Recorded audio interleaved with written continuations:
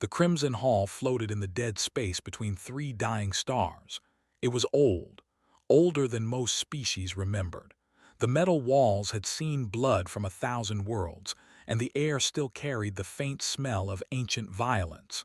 This was neutral ground, but neutral did not mean safe. Nothing was safe here. The great doors of the main chamber stood open. Inside, 7 delegations had gathered around a table carved from the bone of some extinct creature. Each delegation represented a predator species. Each had clawed, bitten, or burned their way to power across the galaxy. They did not come here to make friends. They came here to measure each other, to show teeth, to remind the others why they should be feared. They arrived first. They were tall and thin, with scales that shifted color depending on their mood. Their mouths held 3 rows of fangs, and their tails ended in venomous barbs. Ambassador led them. He was old for his kind, which meant he had killed more enemies than most ever met. He sat at the table and let his venom drip slowly onto the surface. A warning, a promise. They came next. They were massive. Each one stood 3 meters tall, with 4 arms and skin like gray stone. Their leader was a warlord named. He had conquered 11 systems with his bare hands. When he walked, the floor shook. When he spoke, weaker species often fainted from the deep vibration of his voice. He did not sit. He stood behind his chair, arms crossed, watching. The delegation skittered in on too many legs. They were, with mandibles that dripped acid and compound eyes that saw in spectrums most species could not imagine. They communicated in clicks and hisses, and they viewed all other life as either tools or food. Their ambassador had no name that other species could pronounce. It simply watched and waited and calculated. Other delegations filled the remaining seats. The scent observers, though they stayed in the shadows where their light-bending skin made them nearly invisible. They came in their environmental suits, their atmosphere too toxic for anywhere else. They floated in their gravity spheres, tentacles drifting like seaweed. All of them were predators.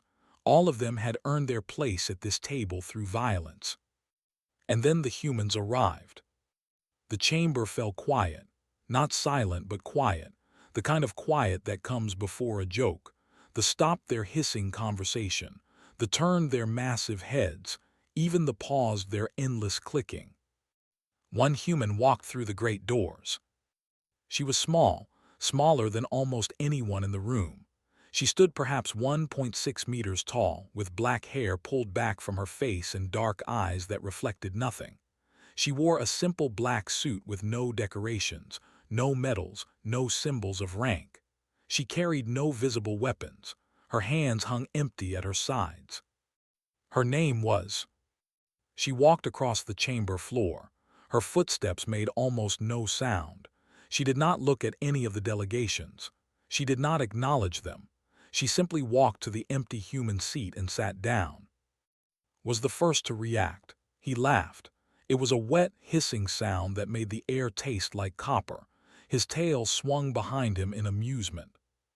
"This," he said loud enough for everyone to hear, "this is what the humans send, a hatchling, a prey thing wrapped in cloth." Some of the other delegations joined his laughter. They made wet, gurgling sounds.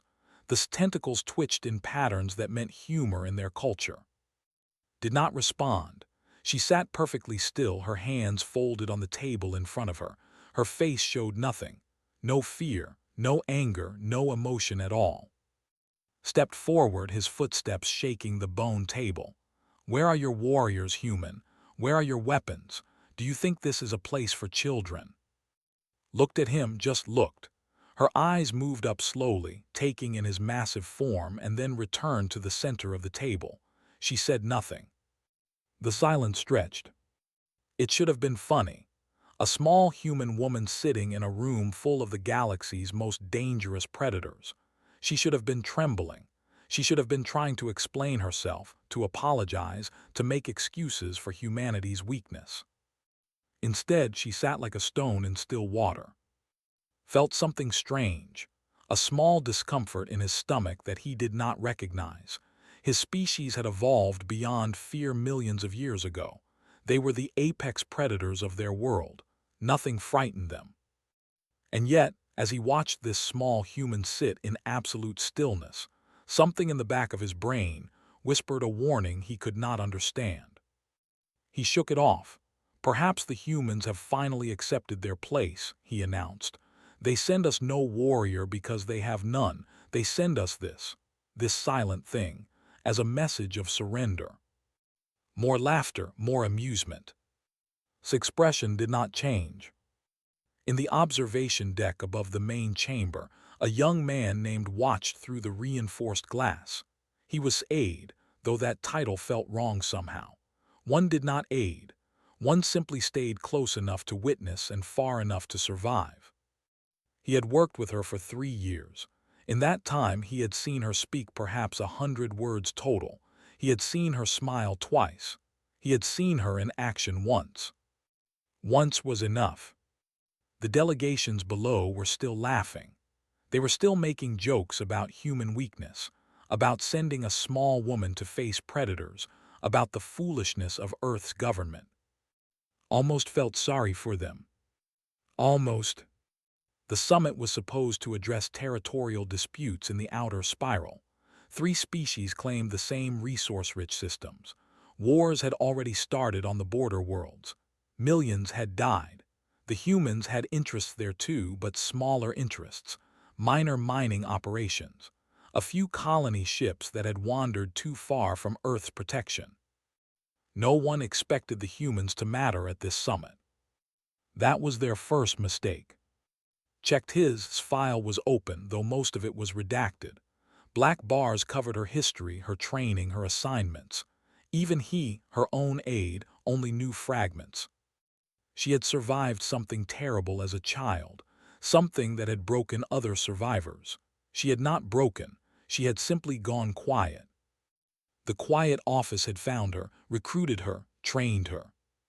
Now she was here. Below, the summit was formally beginning. The various ambassadors were stating their claims, threatening each other, measuring their rivals. Sat and listened. She did not participate. She did not speak. Hours passed. The threats grew louder. The accused of violating ancient treaties. The claim that all disputed territory was rightfully theirs by conquest. The suggested that they simply divide the weaker species among themselves. Through it all, sat in silence. By the end of the first day, the predators had nearly forgotten she was there. She was furniture, background, irrelevant. That was their second mistake. As the chamber emptied for the night, passed by the human seat, he paused and looked down at who had not yet moved. "Go home, plaything," he said. "This is no place for your kind. Go home before something eats you." Looked up at him. For just a moment saw something in her eyes, something old, something patient, something that had been waiting for a very long time. Then the moment passed, stood, nodded once and walked away without a word. Stood alone in the empty chamber. His venom sacs were producing at twice their normal rate. His hearts were beating faster than they should. He did not understand why. He told himself it was nothing, just the stress of the summit, just the natural tension of being surrounded by rivals. He did not believe himself. In her quarters, sat in the dark. She did not turn on the lights. She did not eat.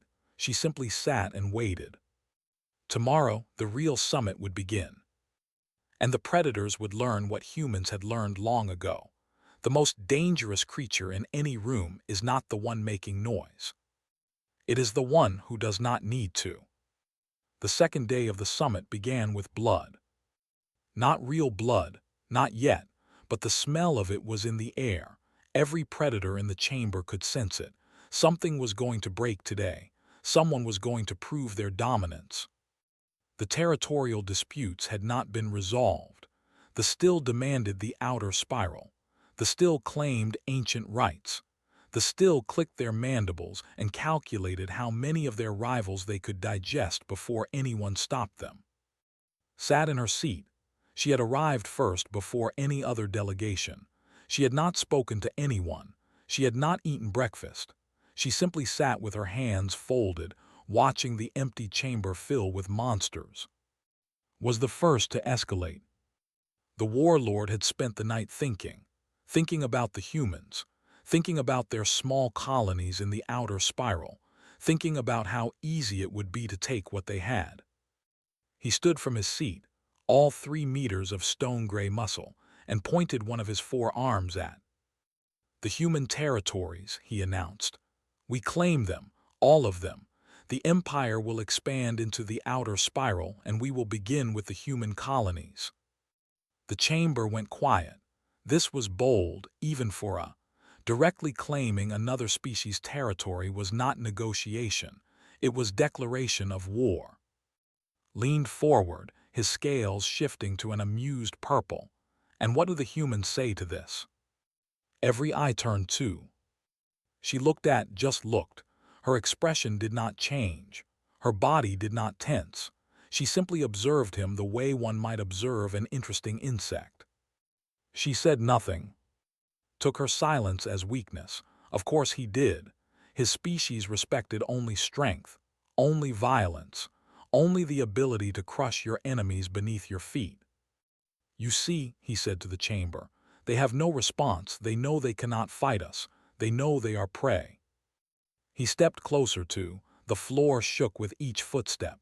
He was trying to intimidate her. His species used physical presence as a weapon. Most creatures would be cowering by now. Did not move. I give you one chance, human said. Surrender your territories now, and we will let your people evacuate before we claim what is ours. Refuse, and we will take it anyway, along with your lives. The chamber waited. Remained still. Made a sound of disgust. Then I invoked the ancient right of Iran. The word rippled through the chamber. Several delegates drew back, even stopped his amused hissing. Iran was old, older than the summit, older than most of the species present. It was a challenge of pure dominance, a fight to submission or death. The rules were simple. If challenged, you must accept or forfeit all claims. If you accept, you fight. If you lose, your people lose everything. It was brutal. It was unfair. It was designed by predators for predators. No one expected a human to accept. Smiled, showing rows of teeth like broken stones. Well, human, do you accept, or do you crawl home in shame? The ambassador clicked rapidly. Perhaps she does not understand. Perhaps her translator is broken. Perhaps she is too simple to comprehend what is happening. Laughter echoed through the chamber. Stood. The laughter stopped. She removed her jacket slowly, carefully, and folded it with precise movements. She handed it to a nearby attendant, who looked at her with wide, terrified eyes.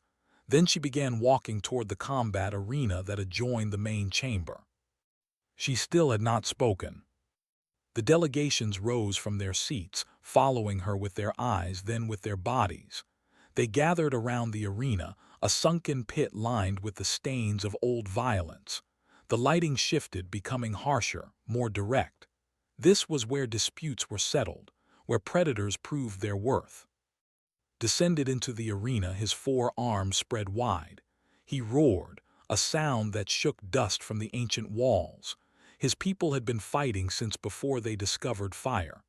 Combat was in their blood, in their bones, in every fiber of their massive bodies. Descended the steps without hurry. She did not stretch. She did not take a fighting stance. She simply stood at the center of the arena and waited. Leaned over the railing. This will be over quickly, he said to the ambassador. One strike, perhaps 2, the prey thing will be paced on the floor. The clicked in agreement. A waste. I would have preferred to study her. Her species is so unusual. Above the arena, stood with his hands pressed against the observation glass. His heart was racing. He had seen fight once before, a training exercise that had gone wrong. 3 military veterans had tried to restrain her. It had lasted 8 seconds. But those were humans, was something else entirely, stronger, faster, built for violence in ways that humans could never match. Yet was not worried for. He was worried for. The signal sounded, the fight began. Charged, he covered the distance between them in two massive strides, his four arms raised to strike from multiple angles. His speed was terrifying. No human should be able to react in time. Tilted her head slightly. Then she moved. She did not run. She did not jump. She simply was not where expected her to be. His first strike whistled through empty air. His second struck the floor, cracking the ancient stone. His third and fourth swung wildly as he tried to track her. She was behind him.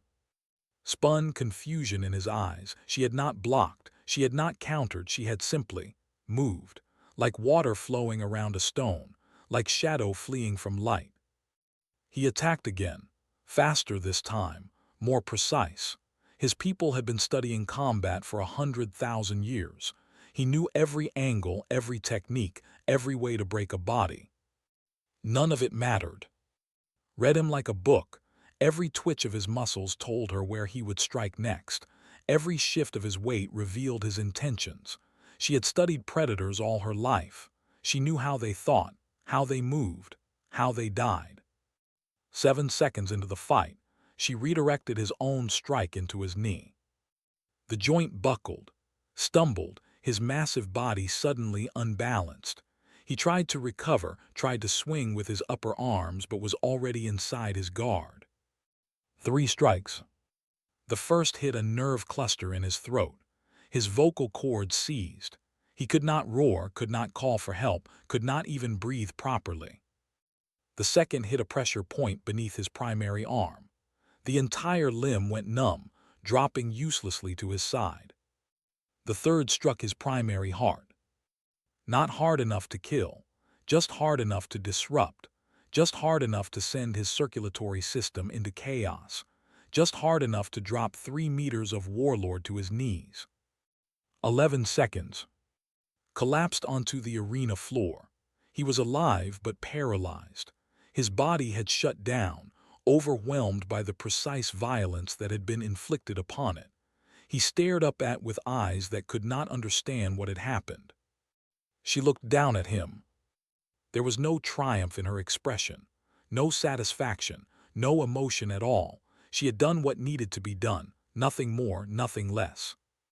She stepped over his body, walked to the attendant who still held her jacket, and put it back on. Then she returned to her seat at the negotiation table. She sat down. She folded her hands. She waited. The chamber was silent, not the silence of amusement, not the silence of anticipation, the silence of creatures who had just witnessed something they could not explain. Scales had gone pale. His venom sacs had stopped producing entirely. He stared at the small human woman and felt something he had not felt since he was a hatchling. Fear. The ambassador had stopped clicking. Its compound eyes were fixed on, processing, calculating, trying to fit what it had seen into its understanding of the universe. It could not. In the arena, attendants rushed to help their fallen warlord. Would recover, eventually. But he would never forget the 11 seconds when a human woman had dismantled him without breaking a sweat. Exhaled slowly. He had been holding his breath without realizing it. The summit would continue. The territorial disputes would be discussed. Words would be spoken. But everyone in the chamber knew that something had changed. The predators had come here, believing they were the most dangerous things in the galaxy. They had been wrong. The night cycle came to the Crimson Hall, and with it came the whispers. In the quarters could not sleep. He lay on his heated resting platform and stared at the ceiling. His mind kept replaying those 11 seconds, the way the human had moved, the way she had taken apart the warlord like he was nothing, like he was prey. His tail twitched involuntarily. He hated that. He hated that his body was reacting in ways he could not control. He was an apex predator, the head of his delegation. He had killed more enemies than most could count. But when he closed his eyes, he saw her face, calm, empty, patient. He needed information. Across the station, the other delegations were having similar thoughts. They had retreated to their nest chamber and were clicking urgently among themselves. They were reviewing every piece of data they had on humans. They had sent urgent messages back to there, asking for anything that might explain what they had witnessed. Only one person on the station could give them what they wanted. Her name was, she was human. Officially, she worked as a translator for minor trade delegations. Unofficially, she was something else entirely. She worked for the same organization that worked for the Quiet Office, the ones who watched from the shadows and kept humanity's secrets safe. Was not like she talked. She smiled. She made friends with aliens who thought they were using her for information, never realizing that she was using them. Tonight she was very popular. Found her in one of the station's common areas. She was drinking something blue and pretending to be drunk. She was not drunk, was never drunk. Human said, sliding into the seat across from her, "I would speak with you." Looked up with bleary eyes that were sharper than they appeared. "Ambassador, what an honor. Can I get you something? The station makes this wonderful venom wine that I think your kind would enjoy." "I do not want wine. I want information." Lean back. About today. About her. Was quiet for a moment. She seemed to be considering something. Then she smiled and felt his scales shift color involuntarily. "Her name is," said, "but you knew that already. What else do you want to know?" "Everything." "That would take a long time, and most of it is classified." Leaned forward. "I am not a fool, human. I know your kind. You are weak. Your bodies are soft. Your senses are dull. You should be nothing more than food for species like mine. And yet," he paused, searching for words, "and yet she took apart a warlord in 11 seconds, without weapons, without effort. I need to understand how this is possible." Took a long drink from her blue liquid. "Do you know what a persistence predator is, Ambassador?" Translator struggled with the phrase, "A predator that persists." Close enough. On Earth, our ancestors hunted by chasing their prey across long distances. Not fast, never fast, but steady, relentless. They would follow an animal for hours, sometimes days, until it collapsed from exhaustion. The prey would run and run and run, and eventually its heart would give out. And then my ancestors would walk up to its body and take what they needed. Felt a chill run down his scales. This is how humans hunt. This is one way, the patient way, the normal way, set down her drink. But we have another way. And what is that? Looked at him with eyes that were suddenly very cold. We evolved on a planet that was trying to kill us. Every day was survival. Every night brought predators. We learned to fear the dark, Ambassador. We learned that the shadows held death. She leaned forward, and then we became what lived in the dark. Venom sacs pulsed. He did not understand why. Continued, was 12 years old when slavers attacked her colony. They killed everyone, her parents, her brothers, her friends, everyone. She survived. She did more than survive. When the rescue teams arrived 3 days later, they found her sitting in the wreckage. She had not eaten. She had not slept. She was just sitting there waiting, and around her, paused. Around her were the bodies of the slavers who had stayed behind to guard the site. Felt his primary heart skip a beat. She killed them. 12 years old, no weapons, no training, just a child who had lost everything and decided that fear was something that happened to other people. Finished her drink. After that, the Quiet Office found her, recruited her, trained her. The Quiet Office. Our organization, the one that handles problems that cannot be handled in the light, smiled again. We have a saying, when you hear the Quiet Office coming, you are already dead, because you never hear the Quiet Office coming. Process this information. How many has she killed? That information is classified. Estimate. Considered. The number has more than 2 digits, less than 4. More than 10, less than 1,000. Translator did the math, his scales went pale. "Why are you telling me this?" he asked. "Because you asked, and because you need to understand something. Ambassador," leaned in close, "is not here to negotiate. She is not here to threaten. She is not here to prove anything. She is here to be seen." "I do not understand." "Every predator in this station thinks they are the top of their food chain. They have claws and fangs and venom and acid. They think they are the most dangerous things in the galaxy." His voice dropped to a whisper. "Is here to remind them that they are wrong." Stood abruptly. His hearts were beating too fast. His body wanted to flee, but there was nowhere to go. He was on a space station with a creature that his instincts were screaming was more dangerous than anything he had ever faced. "Your kind," he said slowly. "You are persistence predators. You chase until your prey collapses." Nodded. "That is one kind of human." "And her?" "She is the other kind, the kind that waits, the kind you never see coming, the kind that ends bloodlines." Left without another word. In her quarters sat in the darkness. She had been sitting for hours, not moving, barely breathing. Her mind was quiet. Her body was still. She was waiting. Knocked on her door. She did not answer, but she did not lock it either. He understood this as permission. He entered carrying a small tray. Tea, simple, plain, her favorite. "The station is talking about you," he said. Did not respond. "They are afraid, all of them, even the ones who were laughing yesterday." Took the tea. She held it in her hands, feeling its warmth. "Are you worried?" asked. "About retaliation?" Finally spoke. Her voice was soft, almost gentle. It was strange to hear after so much silence. "They will not." "How do you know?" She looked at him. In the dim light, her eyes seemed to hold something ancient, something patient. "Because they are finally paying attention." Nodded. He understood. The predators had come to this summit thinking they were hunters.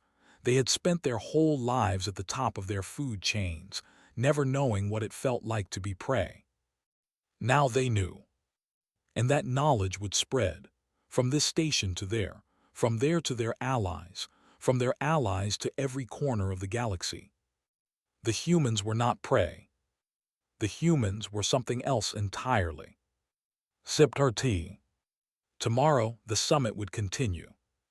Tomorrow, the predators would look at her differently. Not as prey, not even as a fellow predator. As something they did not have a word for. As something they could not understand. As something that lived in the dark and was not afraid. The grand banquet was supposed to be a celebration of diplomacy. The Crimson Hall had traditions. After 2 days of negotiations, the delegations would gather for a feast. Each species would bring dishes from there. Old enemies would sit together and pretend to be civil. It was a ritual designed to remind everyone that despite their differences, they were all civilized beings. Tonight, the ritual felt different. The great hall had been decorated with banners from each species.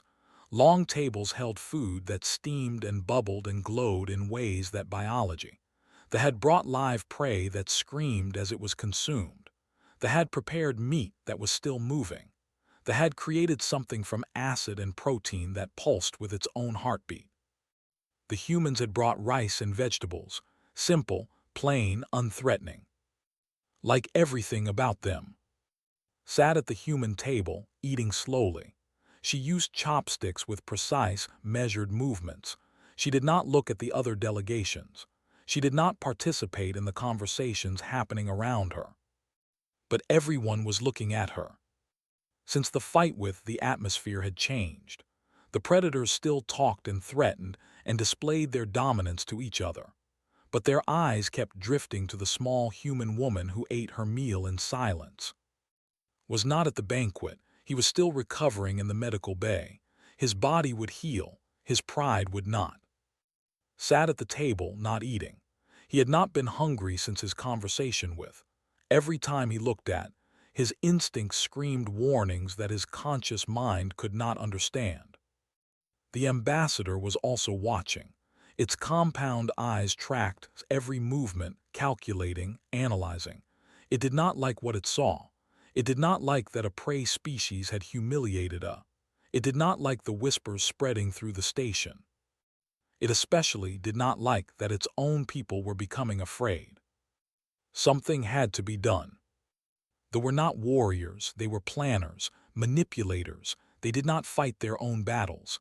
They hired others to fight for them. Before the banquet, the ambassador had sent a message to a very specific frequency, a frequency known only to those who dealt in death, a frequency that connected to the. They were assassins, not just assassins, the assassins. They were creatures of shadow and silence with technology that bent light around their bodies and made them invisible to every known sense. In 200 years, no had ever failed a contract. Tonight, they would kill the human woman. Tonight, balance would be restored. Continued eating her rice. She was almost done now. The grain was good, simple but satisfying. It reminded her of home, though home was a concept she had abandoned long ago. She was aware of the eyes on her, the fear, the hatred, the confusion. She felt all of it and she felt none of it. These things belonged to other people, not to her. She reached for her soup. Her hand stopped. The air had changed, not in any way that most beings could detect, not a smell or a sound or a movement, just a shift, a wrongness, the kind of thing that prey animals felt when a predator entered their territory. Except was not prey. She continued reaching for her soup, her movements unchanged. To anyone watching, she seemed completely unaware. She was not unaware. The moved through the banquet hall like a ghost. Its light-bending skin rendered it invisible. Its soft padded feet made no sound. Its breathing was so slow that even the most sensitive hearing could not detect it. It had studied the human woman, identified her vulnerabilities, calculated the angle of attack. The blade it carried was monomolecular, capable of cutting through any material. One strike to the throat, quick, clean, professional. It reached the human table. It raised its blade. It struck, caught the blade between her palms. The froze not figuratively. Its entire body locked in place, unable to process what had just happened. 1 centimeter. The blade was 1 centimeter from her throat, and she had caught it, without looking, without any apparent awareness that it was coming. The banquet hall fell silent. Everyone was staring. This light-bending skin flickered and failed, revealing its form to the room. Tall, thin, gray-skinned. A face that had no features except for a single vertical eye that was now wide with something it had never felt before. Fear. Still had not looked up from her meal. She held the blade between her palms, her grip steady. The tried to pull back. It could not. The human woman's hands were like stone, like gravity, like something inevitable. Assassin, the ambassador clicked, breaking the silence. Kill her, complete your contract. The tried, it truly tried. It twisted, pulled, leveraged its entire body weight. The blade did not move. The human woman's hands did not shake. Finally looked up. She met the single eye. There was no anger in her gaze, no satisfaction, just a tired sadness, as if she had seen this moment 1,000 times before and knew exactly how it would end. She moved. The blade clattered to the floor.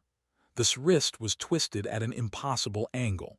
Before it could react, was behind it, her hands finding pressure points that no human should know about. The collapsed. Not dead, just broken, every joint disabled, every tendon severed, every nerve cluster overwhelmed. It lay on the floor of the banquet hall, completely helpless, its light-bending skin flickering uselessly. Stepped over its body and returned to her seat. She picked up her soup. She took a sip. The hall remained frozen. A young human aide who had just arrived at the station stood near the entrance with her mouth open. She had been briefed about. She had not believed the briefings. She believed them now. Did she just, she whispered to who stood beside her, did she just break her with her bare hands? Nodded slowly, yes, while catching an invisible blade, without looking. Yes, and now she is eating soup. She was really looking forward to that soup. The ambassador was clicking frantically. Its acid-dripping mandibles were working overtime, but no words came out. It had hired the greatest assassin in the galaxy. That assassin now lay broken on the floor, and the target was calmly finishing her meal. Set down her soup bowl and looked at the delegation. She looked at them one by one, each member, each clicking, trembling body. Her eyes moved slowly, deliberately, making contact with each compound lens. The ambassador voided its digestive tract. It was a biological response, a fear reaction that their species had not triggered in 10,000 years. The smell filled the air, sharp and acidic. Every in the delegation did the same. They were terrified, truly, deeply terrified in a way that their species had forgotten was possible. Return to her meal. The message was clear. She did not need to speak it. She did not need to threaten or posture or display dominance like the predators around her. She had shown them what she was. She had shown them what they were. The banquet continued, but no one ate. No one talked. No one moved. They simply sat and stared and tried to understand what they had witnessed. A human woman, small, silent, unassuming. She had caught an invisible blade without looking. She had dismantled the galaxy's greatest assassin in seconds. She had reduced an entire species to biological terror with nothing more than a look. Felt something inside him break. Not his body, his understanding. His entire framework of how the universe worked had just shattered. He had spent his whole life believing that size was power, that fangs and venom and strength were what made a predator, that his species was at the top of the food chain because they were the most dangerous things in existence. He had been wrong. The most dangerous things did not need to be big. They did not need weapons. They did not need to display their power. They simply were. And when you looked into their eyes, you understood what you really were. Pray. The banquet ended early. No one wanted to stay. The delegations fled to their quarters, carrying with them a fear they had never known before. Only the humans remained. Approached carefully like one might approach a sleeping tiger. "Ma'am, are you all right?" Looked at her. For a moment, something almost like warmth passed through her eyes. The soup was good. That is good to hear. Paused. What do we do now? Stood, she smoothed her jacket. She looked at the broken, still lying on the floor, and then at the empty hall where the galaxy's greatest predators had sat trembling. Now, she said, we finish what we came here to do. The final day of the summit arrived, and with it came surrender. Not the kind with white flags and formal declarations. Nothing so dramatic. This was quieter, subtler, the kind of surrender that happens when predators realize they have been outclassed. The delegations gathered in the main chamber one last time. They took their seats slowly, carefully, like animals approaching a watering hole where they knew something dangerous waited. Was already there. Of course she was. She sat in the human seat with her hands folded, watching them enter. Her expression was as blank as always. Her posture was as still as stone. But everything else had changed.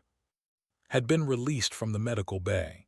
He walked with a slight limp now, his massive body still recovering from what had done to it. He did not speak. He did not threaten. He simply took his seat and looked at the table. The delegation had been reduced to half its original size. The others had fled during the night, taking emergency shuttles back to there. The ambassador remained, but its clicking had stopped. It sat in perfect silence, its compound eyes fixed on. Was the first to speak. "The withdraw all claims to the outer spiral," he said. His voice was flat, defeated. "We recognize human sovereignty over the disputed territories." A ripple of surprise passed through the chamber. They were surrendering. They who had never surrendered anything in their recorded history were giving up without a fight. The delegate spoke next. It was not. The warlord had refused to speak since his defeat. Instead, a younger stood and addressed the chamber. The Empire also withdraws its claims. We apologize for any offense given to the human delegation. The words seemed to cause him physical pain. Did not apologize. They had no word for sorry in their language. They did now. The ambassador rose on trembling legs. The collective formally renounces all hostilities against human interests. We offer reparations for the incident at the banquet. Reparations for hearing an assassin, for attempting murder. The word was so inadequate that it almost seemed like a joke. But no one laughed. One by one, the other delegations followed.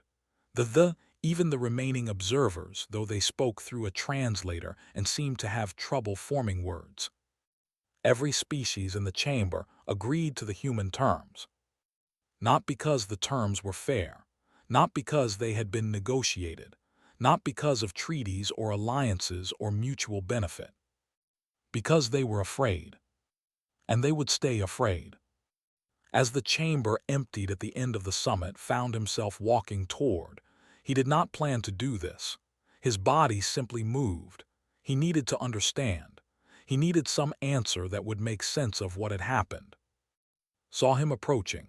She stood, meeting his eyes with that same calm, empty expression. Stopped a few meters away, close enough to talk, far enough to run if running would have made any difference.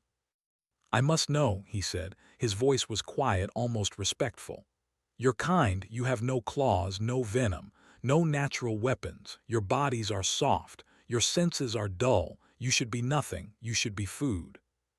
He paused, gathering his thoughts. How did your species produce? You considered the question. She was silent for so long that thought she would not answer, that she would simply walk away and leave him with his questions. Then she spoke. We learned to fear the dark, she said. Her voice was soft, almost gentle. Then we became what lived in it. Felt his venom sacs retract. His body was trying to make itself smaller, less threatening, less noticeable. It was a prey response, a submission response. His species had not felt this in millions of years. He bowed. It was not a gesture his people used. They had no word for it in their language. They had no concept of showing such deference to another being. But in that moment, staring at this small, silent human woman, his body knew what his mind could not accept. She was the apex. He was not. Watched him bow. Something flickered in her eyes. Not pride, not satisfaction. Perhaps a kind of sadness, as if she wished things could be different. As if she knew this moment would be repeated again and again across the galaxy forever. Then the flicker was gone. Her expression returned to stillness. She walked past him without another word. The observation deck overlooked the stars. The delegations had gathered there to watch the human ship prepare for departure. It was a small vessel, sleek and simple, nothing impressive, nothing threatening. Just like its owner.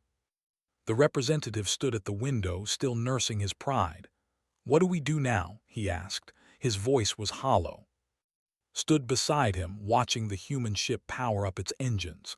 We remember, he said. We tell our children, and we pray they never send another like her. The ambassador clicked softly. This changes everything. The hierarchy, the power structures, everything we knew about who controls the galaxy.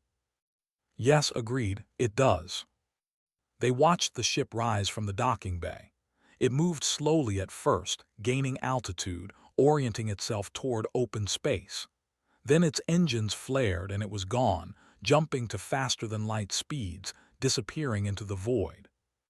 The predators stood in silence, staring at the stars where the human ship had been.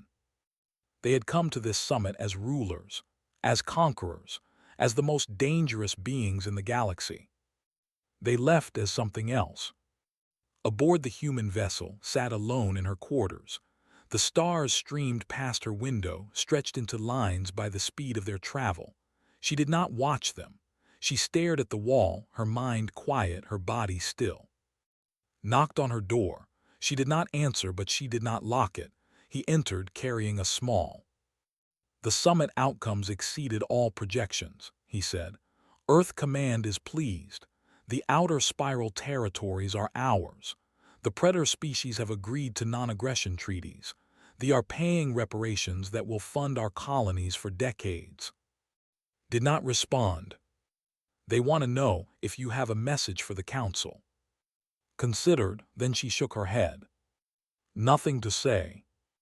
Turned to look at him. For the first time since the summit began, she smiled.